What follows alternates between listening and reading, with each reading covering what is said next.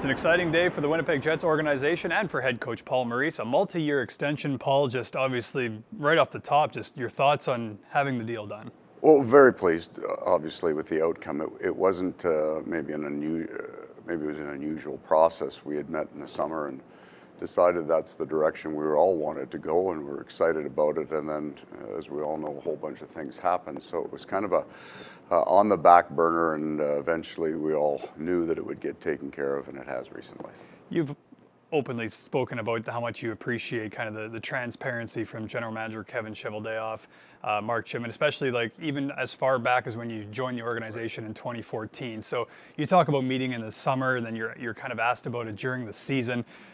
Is knowing that, you know, these conversations had kind of already happened, was that a little bit of a relief for you? And then also just the fact that it's done, now those questions kind of go away and it's all hockey. Well, it was kind of maybe from the questions from their outside, and there weren't a lot of them. It truly wasn't anything I thought of. Once we had talked about it in the summer and all, as I said, agreed it's what we all really wanted to do. It was an inevitability that it would happen, and it has. You've spoken about how much Winnipeg means to you and your family. So it's one thing to be able to continue as the second longest tenured coach in the National Hockey League, but it's another for your family to be able to know that Winnipeg's going to be the place to be for them for a while too. There's two things that you hope for, I guess, at any point in your life, certainly at the point that I'm at. You want to enjoy your professional life. I mean, it's over the course of the hours of the day, it's where you spend all your time, and I love working here. There's lots of challenges that come with a young team, but that keeps you moving and growing as a coach and getting better. And then, but priority one is you got a family and you want them to enjoy their lives as well. And Winnipeg has given us so much more than we've given the city. For my kids and their friends and family and my wife as well. This truly is our home now, and being able to stay and work. I think we were staying one way or the other, but being able to stay and work for the Winnipeg Jets is perfect. And in terms of, obviously, as media and fans, we don't get to go inside the dressing room, but sometimes you hear from players like Captain Blake Wheeler how communication is something that you do really well with the players, whether it's, just interpersonal, just talking to each other, or if it's, changing maybe the message year to year as the roster kind of changes. Kyle Connor was on NHL Network a couple of days ago, said the exact same thing, just that your communication is one of the best things that you bring to the table. Just how important is that communication, especially with perhaps the age range that is on an NHL roster? And the time in the NHL, I would say that would be, aside from the style of hockey change, the biggest change is what the players need now when they come in that might have been different 15, 20 years ago.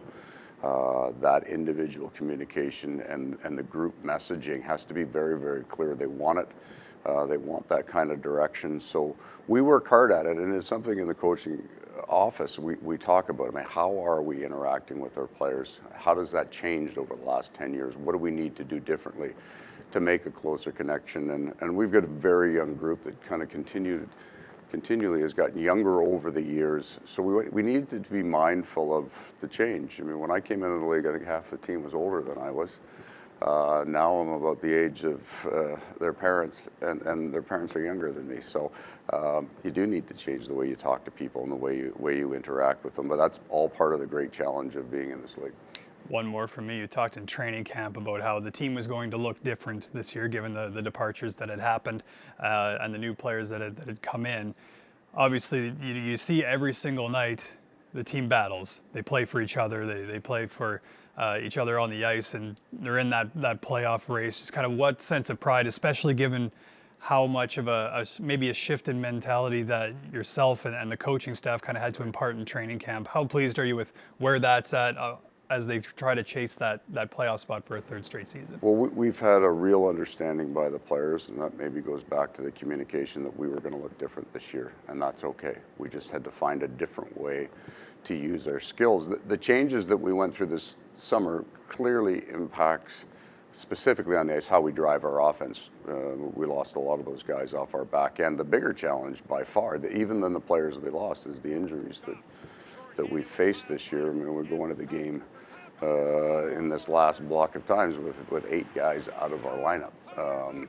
And that's been a bigger challenge, because even on certain nights when I think the hockey team does everything that it can. When you take that many guys out of your lineup, you're not going to get the result that you want. But what it does is it tests and then gives you the opportunity to develop some toughness, some mental toughness, some resiliency. We still thought that if we could get to the trade deadline in the fight, that we would have a real good chance. And we've got 3 of our top 9 forwards out of our lineup right now. We're hopeful that we can have them back by that point in time for that last 5-week push. And in that 5 weeks, we're going to play all the teams we're fighting for a playoff. So we think at that point, I'm not sure we felt like it's a fair fight every night up into this with the guys we've had out, but we think if we can get to that point in the mix, then we've got a real good fair fight on our hand. Resiliency of the hockey club obviously is something that stands out. And finally, I said there's one more that kind of popped into my mind, but obviously Blake Wheeler signs an extension. He's going to be the captain for a few years ahead. You get the multi-year extension. Just, you've spoken about how important he is to the dressing room. Just as a coach, how excited are you to continue to be able to work with Blake and this group, and especially the leadership group that's in that dressing room? Your job as the head coach is to make the team play to its max, but to get as much as you can out of the individual. And then every once in a while, you'll come across a rare player that makes you a better coach and challenges you to be a better coach in their daily drive. When you look at what Blake has been willing to sacrifice this year, so he has back-to-back 91 points years, he gets a well-earned, lucrative contract, and then we all know that when he shifts to center and he's not playing with Scheif and Kyle Connor, that his numbers are going to take a big hit. There's a lot of pride in those guys that are driven to be as good as he is, but the sacrifice that he's been willing to make night after night, the injuries that he's been willing to play through, all the things that the fans wouldn't see, you know you got to go to the rink and get your job done, get your work done, get your video done, prepare your hockey team, because he's made a bigger sacrifice coming to the rink. Well, Paul, once again, congratulations on the multi-year extension. Be happy to see you behind the bench as the years go on. Thank you very much.